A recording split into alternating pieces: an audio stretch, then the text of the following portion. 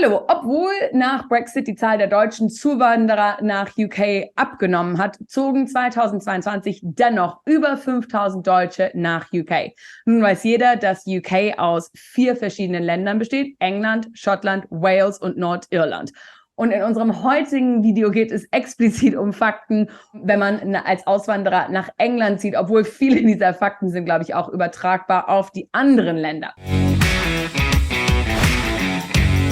Jetzt, Sebastian, du hast selber lange Zeit in England gewohnt. Und was macht denn trotz Brexit das Land für Deutsche so attraktiv? Genau, also man muss sagen natürlich, London ist die einzige wahre Weltstadt in Europa. Paris und die Franzosen sind ja hauptsächlich mit sich selbst beschäftigt und erreichen ja diesen Status einer Weltstadt in vieler Hinsicht nicht. Also kulturell wahrscheinlich schon, aber in anderer Hinsicht nicht. London ist auch ganz klar das Epizentrum für Finanzdienstleistungen in Europa und hat auch die größte Start-up-Szene in Europa. Die britische IT-Branche ist doppelt so groß wie die deutsche, 3-mal so groß wie die französische. Die besten europäischen Unis sind in England. Generell ist UK beim Marketing von Produkten an Endverbraucher der EU, würde ich sagen, 5 Jahre voraus. Sehr innovativ und damit sehr attraktiv für jeden, der in dieser Branche arbeitet oder dort entsprechend unternehmerisch tätig werden will. Kulturell, insbesondere im Bereich Film, hatte UK Weltrang, liegt natürlich auch an der Sprache, dem Englischen, ist ganz klar. Also hier ist sicherlich UK und England spezifisch noch vielfach interessant. Okay, Sebastian, vielen Dank für das sehr, sehr schöne Sales Pitch für England. Ihr hört also, England hat euch viel zu bieten. Und vor diesem Hintergrund wollen wir jetzt mal 11 Fakten durchgehen, zum Teil humorvoll, aber immer doch mit einem Kern Wahrheit, die ihr auf jeden Fall kennen solltet, bevor ihr plant, nach England umzuziehen. Das erste ist die Visumsfrage, denn leider ist es sei denn, dass man Angestellter oder Student ist, nicht einfach ein Visum für UK zu bekommen. So sieht's aus. Ich würde sogar sagen, fast unmöglich. Ja. Also das heißt, wer jetzt Unternehmer ist, Freiberufler ist, Investor ist, Privatier ist, wohlhabender Pensionär und so, hat leider keine Möglichkeiten, ein Visum in UK zu bekommen. Wer allerdings, wie gesagt, angestellt ist, hier ein gutes Jobangebot hat bei einem englischen Arbeitgeber oder auch Student ist und natürlich verheiratet ist mit einem Engländer, jemand, der ein englisches Visum hat, der kommt natürlich dort hinein. Aber ansonsten auch für EU-Bürger und Schweizer leider eine sehr unerquickliche, schwierige Situation. Jetzt das nächste. Brexit macht sich, wenn man mal in England ist, im Alltag nicht bemerkbar. Das Ein- und Ausreisen ist ein bisschen tricky und wer die Bilder am Wochenende von Dover gesehen hat, weiß es. Das Ein- und Ausreisen ist sehr, sehr schwierig und sehr, sehr langwierig. Aber wenn man da ist, dann merkt man von Brexit in der Tat relativ wenig. Ja, stimme ich dir zu. Also ich meine, wie gesagt, man hört ja immer auch diese Horror-Szenarien, leere Supermarktregale und so, leere Tankstellen und so. Also da gab es schon mal so Tage, wo das so war, ob das wegen Brexit war oder irgendwas anderes, da kann man jetzt streiten.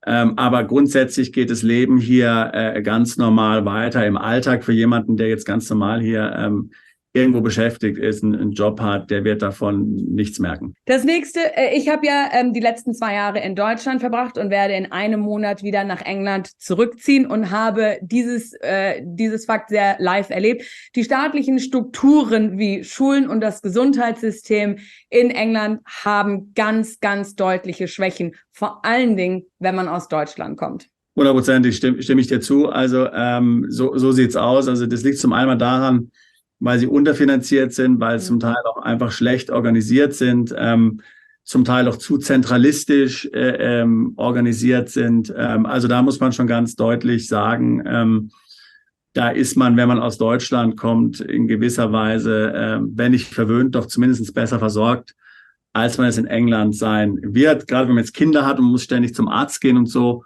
ja, dann macht sich das natürlich schon bemerkbar. Wenn man jetzt selbst erwachsen ist und gesund ist und sowieso nicht viel zum Arzt geht, dann geht es, ja.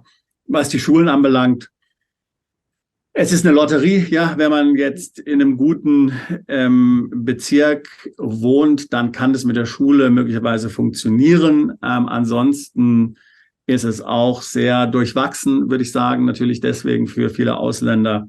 Privatschulen sind hier natürlich eine gute Alternative, sind sehr gut, sind natürlich auch entsprechend teuer.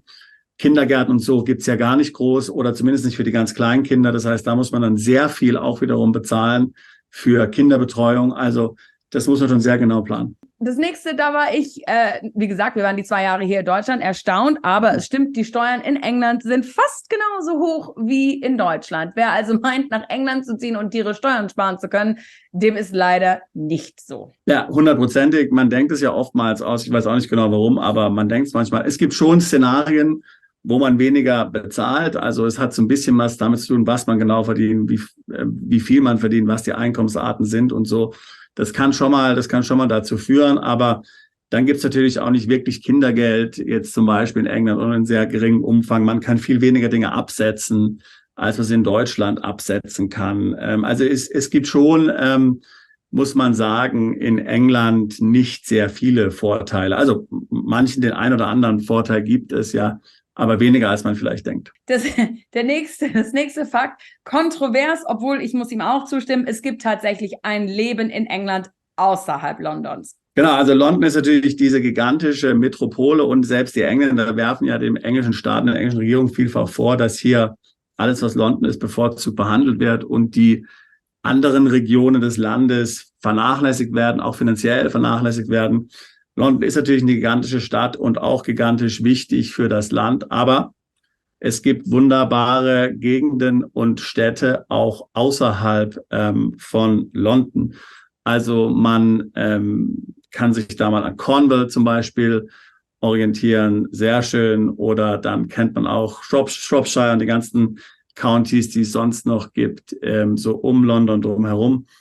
Also die haben schon unheimliche Reize, schöne Kleinstädte.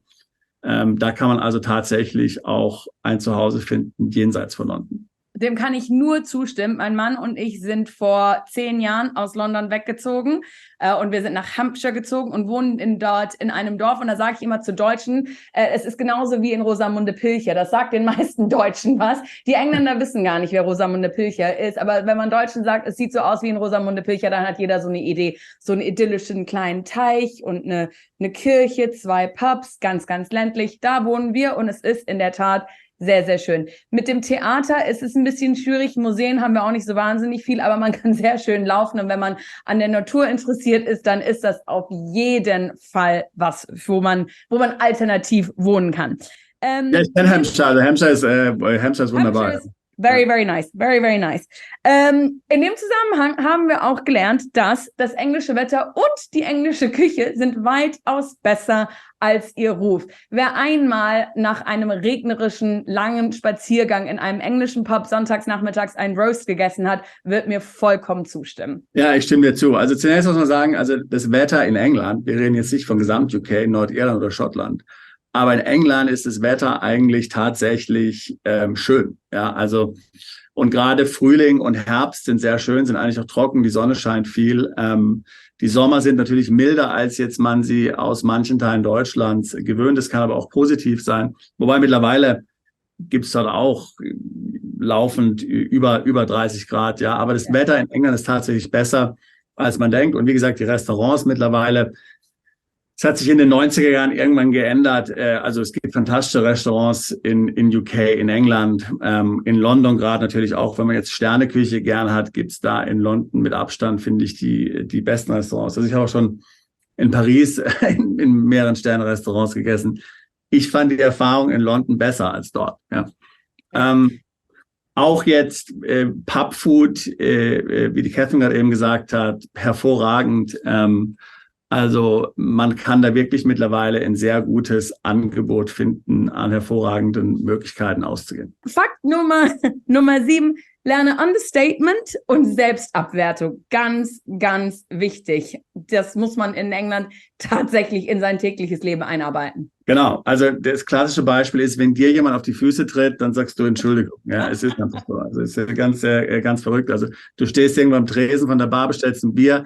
jemand stößt dich an und dein halbes Bier läuft dir über die Klamotten, die du dir jetzt hier schön angezogen hast, um am Abend auszugehen, dann entschuldigst du dich und nicht etwa er. Das Gleiche gilt auch im Supermarkt, wenn einem jemand so den Einkaufswagen hinten in den Rücken reimt. Oh, Entschuldigung, dass ich im Weg stehe. Absolut, genau. So, dann der nächste Punkt ist so mit diesem Understatement, so die Engländer untertreiben immer maßlos und es ist schwierig, oftmals für einen Ausländer zu verstehen, was jetzt genau gemeint ist, aber man versteht die Nuancen nicht. Also es gibt diesen Begriff im Englischen, der sagt, I'm not impressed, ja. Und man würde vielleicht im Deutschen sagen, okay, das ist irgendwie, ich bin nicht beeindruckt, würde man sagen, ist jetzt nicht optimal oder ist nicht so gut gelaufen und so weiter und so fort. Aber das ist so ziemlich das Schlimmste, was ein Engländer sagen kann. Also mit I'm not impressed meint, er ist wirklich sehr, sehr unzufrieden. Also wenn dein Boss dich damit konfrontiert und er sagt, ich bin not impressed, dann heißt es ungefähr so viel wie, also du bist untragbar für dieses Unternehmen, du bist eigentlich kurz davor, gefeuert zu werden, so schlimm ist das, was du gemacht hast. Und er sagt einfach nur, well, I'm not impressed. Ja, also das ist sehr schwierig, das zu verstehen, wenn man als Ausländer in UK ist, dass letztlich diese oftmals harmlosen Begriffe doch tatsächlich eine schwerwiegende Bedeutung haben. Ja.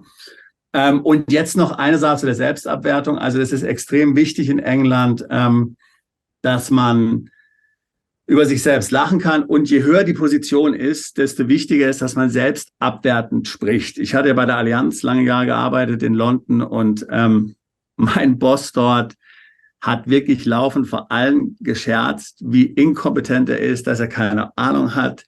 Er weiß auch nicht, warum er seinen Job bekommen hat. Er ist komplett überfordert und so weiter und so fort. Und alle haben natürlich gegrölt und totgelacht. Also wenn ich mir das in Deutschland vorstelle, wenn das dort ein Vorstandsmitglied einer wichtigen Gesellschaft sagen würde, vor allem, da wären, glaube ich, alle konsterniert. Ja, da würde keiner lachen, da würde sagen, was ist mit dem los? Man ist es nicht gewöhnt, in Deutschland so über sich selbst zu sprechen.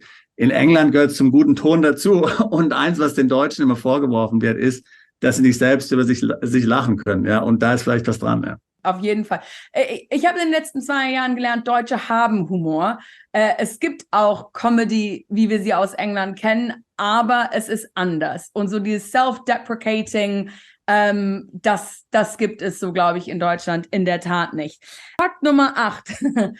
Da musste ich sehr lachen. Nachdem wir 2 Jahre hier in Deutschland gewohnt haben, das, was in London als Luxuswohnung verkauft wird, würde man in Deutschland gerade so als Sozialwohnung durchgehen lassen.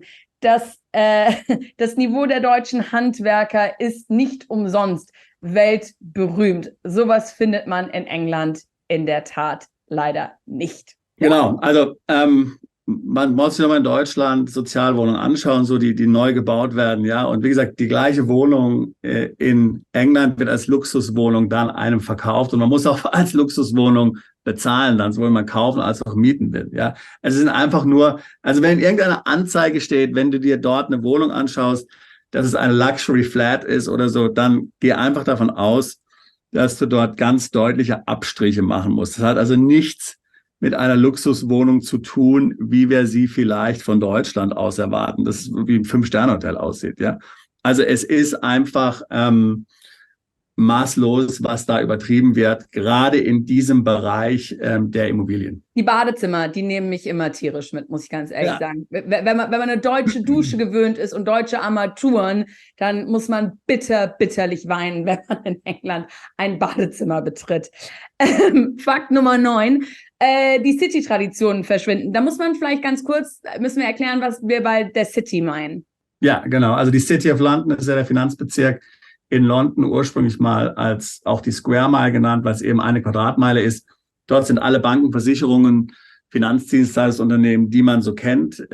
Und die City hat so viele Traditionen, wie man Business macht. Ja, natürlich hauptsächlich hier auf Männer ausgelegt, ganz klar. Man ist viel im Pub, man trinkt viel.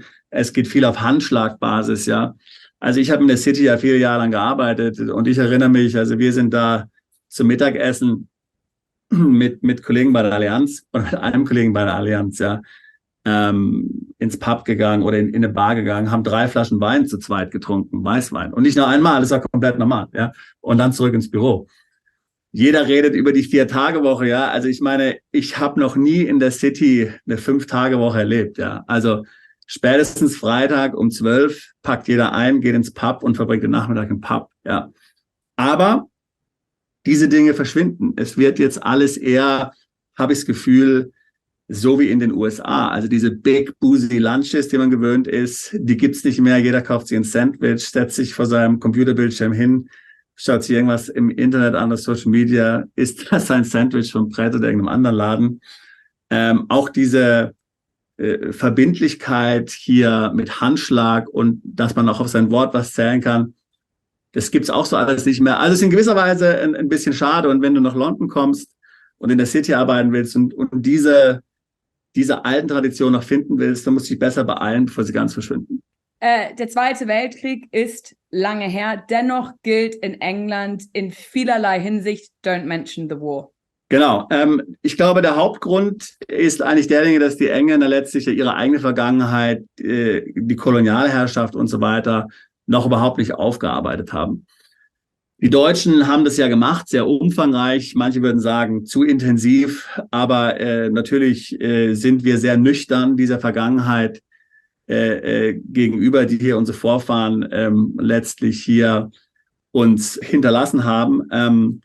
Und wir machen uns da keinerlei Illusionen, wie schlimm das tatsächlich war. In England ist es komplett anders. Da hat man hier überhaupt keine Aufarbeitung betrieben in irgendeiner Hinsicht, ja. Das heißt, man findet natürlich überall noch Statuen zum Beispiel von Leuten, wo man jetzt aus deutscher Sicht sagen will, das sind die übelsten Menschenschänder und Kriegsverbrecher, ja.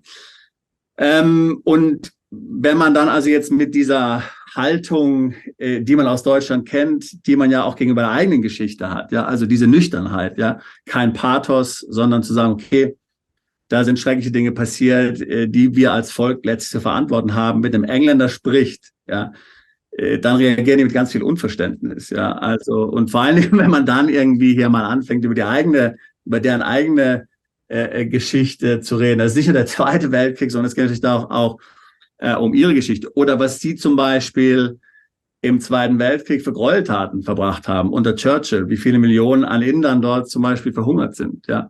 Also, deswegen das Beste ist, don't mention the war. Das gibt es aus einem bestimmten Grund, diesen Satz. Also nur mit den engsten Freunden, ja, kann man wirklich über dieses Thema sprechen. Und man muss damit rechnen, dass sie hinterher keine Freunde mehr sind. Du, dem kann ich absolut zustimmen. Ich meine, meine Kinder waren 6 und 8, als wir vor 2 Jahren nach Deutschland gezogen sind. Und mehrere kleine Freunde haben zu ihnen gesagt, warum wollt ihr denn nach Deutschland? Da sind doch die bösen Nazis. Das muss man sich tatsächlich so vorstellen. Ich war vollkommen schockiert. Das sind Kinder, die ich gut kenne, deren Eltern ich kenne, die weltoffen sind. Und das sind dennoch Meinungen, die man relativ häufig hört. Muss man sich einfach bewusst sein darüber. Die gehen mit ihrer Vergangenheit anders um, als wir es gemacht haben. Als letztes, ich habe es dabei, Cup of Tea. In England kann man kein Problem lösen, wenn man ohne Cup of Tea. Das ist so ein Volksgut. Vielleicht wie man in Deutschland einfach ein Bier trinkt, in England ist die Tasse Tee konstanter Companion im Laufe des Tages. Genau, und es wird auch viel mehr Tee getrunken als Kaffee, ist ganz klar, ja. Also das heißt, es gibt so, man kann ja schon sagen, in Deutschland gibt es ja so eine gewisse Kaffeetradition, würde ich sagen. Es gab natürlich in England wird auch Kaffee getrunken, aber Tee ist doch tatsächlich das dominierende warme Getränk. Natürlich, man darf nicht vergessen, in England wird Tee mit Milch getrunken. Für den einen oder anderen in Deutschland ist das eine Überwindung, aber when in Rome, do as the Romans do, wie man so schön sagt. Ja. Ich finde das immer, wenn man hier in Deutschland irgendwo Kaffee trinkt oder einen Tee trinken geht und dann bringen sie einem so eine Tasse, also ein Glas eigentlich, mit heißem Wasser und dem Teebeutel daneben. Das geht gar nicht. Und dann wenn du sagst, ich hätte gerne ein bisschen Milch dazu, dann geben sie dir so eine Kaffeesahne. Weißt du, diese kleinen Plastikdinger, wo du oben so einen Foliendeckel drauf hast. Sowas kriegt man in England nicht. In England kriegt man ein kleines Töpf, also ein kleines Teapot und die Milch dazu und eine Tasse mit Untersetzer. Es ist sehr, sehr, very civilized, very civilized. Über Tee lässt sich alles lösen. Mit Tee lässt sich absolut alles lösen. Ich stimme dir vollkommen zu. Sebastian, vielen, vielen Dank für diese humorvollen Fakten in Bezug auf England. 5.000, nur. Ich hätte gedacht, dass es mehr sind. Nee, es sind 5.000, ja. Ich weiß noch, als ich nach dem Studium in London zum Arbeiten war, wenn du in der City warst, konntest du im Prinzip in keine Bar gehen, ohne dass, also wenn du auf Deutsch geredet hast, musstest du aufpassen, weil alle um dich rum Deutsch gesprochen haben. Aber ich glaube, das ist auch ein bisschen anders mittlerweile. Ja, es gab ja sicher, also es gab zu manchen Zeiten ja Zehntausende, jetzt ist das schon sehr zurückgegangen. Ja. Bist du Unternehmer, Freiberufler oder Investor? Zieht es dich schon lange ins Ausland? Mach heute den ersten konkreten Schritt in eine Zukunft mit mehr Geld und mehr Freiheit. Buche ein Beratungsgespräch mit Sebastian und seinen Kollegen. Unsere Kanzlei unterstützt Mandanten wie dich dabei, deine Steuerlast legal zu reduzieren, Vermögen aufzubauen und zu schützen und deine persönliche Freiheit zu maximieren. Profitiere jetzt von unserem Fachwissen und unserem Netzwerk. Gehe zu mandatierung.com und werde Mandant unserer Kanzlei.